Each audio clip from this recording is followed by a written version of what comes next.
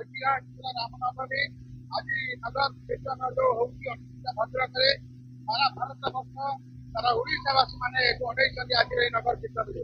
ଆପଣ ମାନେ ଜାଣିଥିବେ ପ୍ରତ୍ୟେକ ବର୍ଷ ଭଳି ଏ ବର୍ଷ ମଧ୍ୟ ଲକ୍ଷାଧିକ ଭକ୍ତ ମାନେ ସାମିଲ ହେବେ। ଏଠି ଦଳ ବଳ ନିର୍ବିଶେଷରେ ସମସ୍ତେ ଏକତ୍ରିତ ହେଇଥାନ୍ତି ପ୍ରଭୁଙ୍କ ଏଇ ଯୋଉ ନଗର କୀର୍ତ୍ତନ ସାମିଲ ହେଇଥାନ୍ତି। ଭଦ୍ରକ ଭାଇଚାରା ସହର ଏଠି ସବୁ ଜାଗାରେ ଲୋକମାନେ ସମସ୍ତେ ପ୍ରକାର ଯୋଉମାନେ ଶ୍ରଦ୍ଧାଳୁ ମାନଙ୍କୁ ମାନେ ସ୍ୱାଗତ କରିଥାନ୍ତି ଏବଂ ଏକ ଐତିହାସିକ ରାମନବମୀ କାଲି ଆଜି ପୁଣି ସାରା ଓଡ଼ିଶା ଦେଖିବ।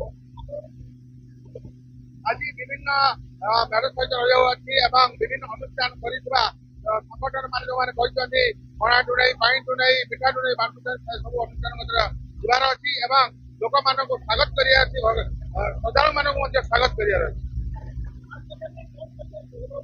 ଭଦ୍ରବାସୀଙ୍କୁ ସମସ୍ତଙ୍କୁ ମୋର ନିବେଦନ ଶାନ୍ତି ଶୃଙ୍ଖଳା ସହିତ ଆନନ୍ଦର ସହିତ ଏହି ମହୋତ୍ସବକୁ ପାଳନ କରିବା ପାଇଁ।